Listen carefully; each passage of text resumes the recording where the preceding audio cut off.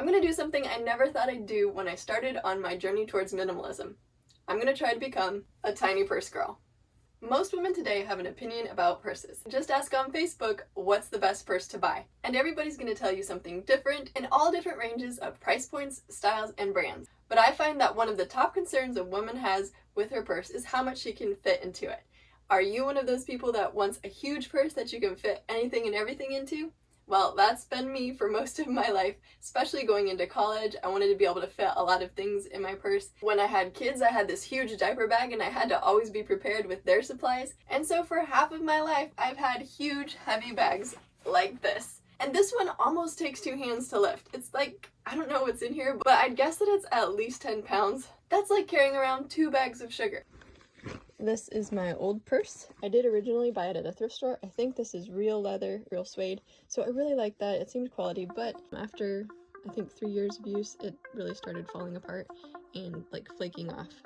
So this is the purse that I found at Mad Rag. The brand is called Mimi and Jules. I really like this artistic detail and it's in one of my favorite colors. And as a big bonus, I'll be able to find everything in here without having to dump out the entire contents of my purse. And it was only, I think, $8. That's a couple dollars cheaper than the one similar to it at Walmart. Inside it's got a little pocket for the keys, and here's a pocket for any other little things that I might need.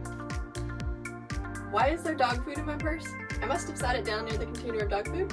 If you decide to declutter your purse too, write in the comments below what is the oddest thing you find in your purse. I love reading and replying to all of your comments. Click subscribe below if you haven't already, and make sure to hit that notification bell so that you'll know when the next video is up. Okay, first of all, I'm gonna need my trash can. So I'm just unloading, and if you want to declutter your purse along with me, go for it. So I'm just gonna take everything out and decide what I actually use and need and transfer it to there. So my family recently went to the beach and I found myself grabbing everything we might possibly need, but there was a 1.8 mile hike to the beach area, and of course there's a 1.8 mile hike there, there's a 1.8 mile hike back. And it was a great family time, but my husband and I, by the end, our shoulders were just kind of achy. All these other people passing us on the trail aren't that loaded up with all their supplies for the beach. I thought, well, why don't they pack as much as we pack? And when it came down to it, it was my anxiety. I wanted to make sure that nobody was gonna fuss and ask for things, and I just like to be prepared. But I overdid it, and our shoulders and backs ached for a couple days after that. When I realized we probably didn't need all that stuff, then the next week that we went to a local beach, I just took towels and sunscreen, and that was it. So that got me thinking about my purse situation. Am I just carrying a lot of stuff out of anxiety that I might need it? Well, the reality is I don't really get into my purse that much, and if I needed something, I could probably keep it in the glove compartment of my car instead of lugging around on me. Lugging that extra weight on me made me even more tired on my shopping trip. I couldn't find the things that I actually needed when I was looking in my purse, like a pen or my phone or my keys. So I think making the switch from a large purse to a small purse isn't going to be as impossible as I previously imagined. Even when I began my journey towards minimalism, I honestly thought I'd never see the day when I would go from being a big purse girl to an itty bitty purse girl. But today, I'm gonna make that switch. But first of all, that means decluttering this heavy thing. And I've got a shoulder injury, so that's another reason that I want a crossbody bag instead of one of these with short handles. Now, I could get a big bag that I could fit crossbody, but really when I think about it lately, I haven't really been using everything in here. The amount of times that I get in my purse aren't that many, especially since this coronavirus has hit. I haven't been rifling through my purse, and sometimes I found that when I go shopping, I only take my credit card, my driver's license, my keys, and my mask. So really, a lot of things that are in here are non-essential.